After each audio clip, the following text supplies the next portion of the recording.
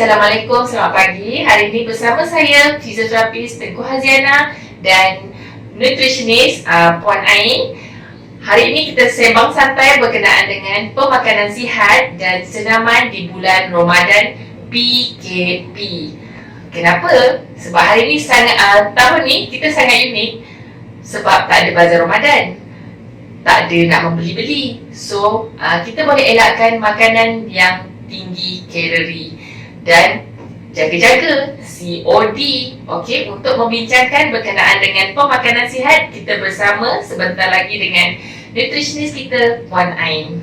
Hari ini saya akan kongsikan beberapa tips pemakanan sihat di bulan Ramadan. Pada tahun ini kita sambut Ramadan dengan cara yang lebih unik dan berbeza berbanding tahun-tahun yang sebelumnya. Seperti yang kita ketahui, tiada bazar Ramadan pada tahun ini. Jadi kuranglah sikit pembelian makanan kita yang tinggi kalori di bazar Ramadan. Walau bagaimanapun, ada beberapa tips yang kita boleh amalkan dan mari kita saksikan bersama-sama. Okay, tips yang pertama, elakkan untuk bersahur terlalu awal, iaitu di antara waktu 12 hingga ke 2 pagi. Biasakan untuk lewatkan waktu bersahur, iaitu menghampiri waktu imsak, supaya anda mempunyai tenaga yang lebih berpanjangan di siang hari. Okey, semasa bersahur dan berbuka, anda boleh mengaplikasikan saranan daripada KKM berkenaan dengan Pinggan Sihat Malaysia melalui konsep suku-suku separuh. Apa yang perlu anda makan? Suku pinggan perlu datang daripada sumber karbohidrat kompleks ataupun boleh kita utamakan yang berbiji tin penuh.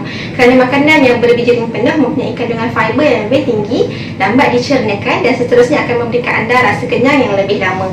Seterusnya, suku daripada pinggan anda perlu datang daripada kumpulan protein, sebagai contoh daripada sumber ikan, ayam, daging, telur dan juga kekacang. Dan yang terakhir sekali, separuh daripada pinggan anda perlu datang daripada kumpulan sayur dan buah-buahan. Kenapa kita perlu makan sayur dengan banyak? Kerana sayur juga mempunyai kandungan fiber yang lebih tinggi, lambat dicernakan dan kemudian akan memberikan anda rasa kenyang yang lebih lama. Bersama Pinggan Sihat Malaysia ini, anda boleh ambil sahur dan buka bersama dengan air kosong. Okey, tips yang ketiga, makanan yang perlu anda elak semasa berpuasa. Contohnya adalah makanan yang tinggi garam, makanan yang terlalu pedas ataupun minuman berkafein, kerana makanan ini boleh menyebabkan anda merasa cepat haus, boleh menyebabkan anda dehidrasi dan juga boleh menyebabkan ketidakselesaan kepada perut. Okey, tips yang keempat, mengikut sunnah kita digalakkan untuk berbuka puasa dengan makanan-makanan manis. Tetapi sebagai pilihan yang lebih sihat, anda boleh gantikan pengambilan kuih-kuih yang manis dan tinggi kandungan gula dengan buah kurma, kismis ataupun buah-buahan segar mengikut porsi yang disarankan bersama air kosong semasa berbuka puasa. Okey, tips kelima, anda digalakkan untuk mengambil air yang cukup sepanjang berpuasa. Yang digalakkan adalah 6 hingga 8 gelas satu hari. Sebagai contoh, untuk mencukupkan pengambilan 8 gelas satu hari, 1 gelas boleh anda ambil semasa berbuka puasa, 1 gelas selepas makan, 1 gelas selepas solat maghrib, 1 gelas selepas solat isyak, 1 gelas selepas solat tarawih, 1 gelas semasa murid, 1 gelas sebelum tidur dan 1 gelas semasa bersahur. Okay, tips yang keenam, anda boleh murih atau minum malam 1 hingga 2 jam sebelum tidur dengan mengambil makanan seperti kekacang, susu ataupun buah-buahan segar. Topik kita pada hari ini, PKP, stay at home, bersenam lebih banyak masa di rumah untuk lebih fit dan cergas sepanjang Ramadan. Senaman ketika berpuasa, kita menggunakan stok gula atau glycogen yang sedia ada dalam badan untuk dibakar sebagai tenaga. Sepanjang berpuasa, anda menggunakan gula yang tersimpan dalam badan.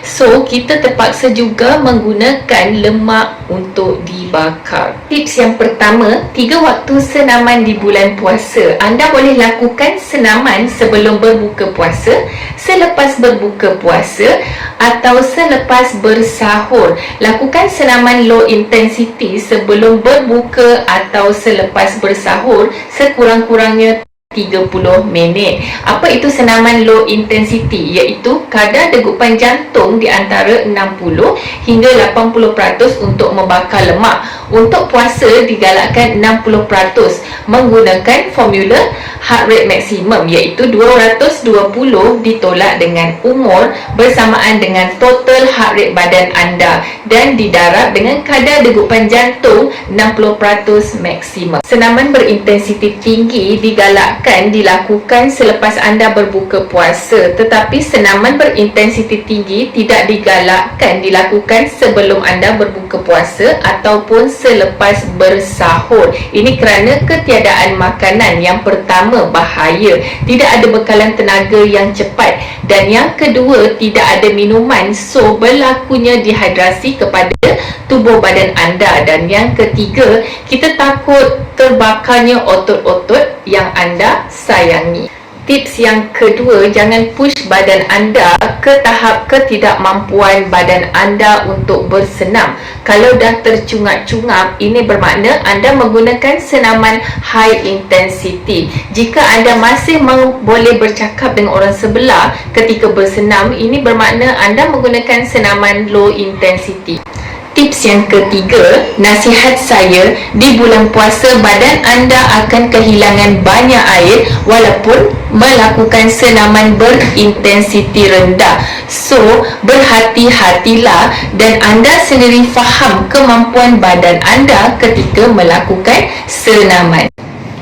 Akhir kata, stay at home, duduk diam-diam di rumah, masak makanan yang sihat untuk keluarga di rumah berdasarkan konsep suku-suku separuh, serta bijak membeli makanan secara COD yang lebih berhasiat. Akhir kata dari saya, stay at home, duduk diam-diam di rumah, lakukan home workout bersama family tersayang, stay fit dan bertenaga sepanjang Ramadan.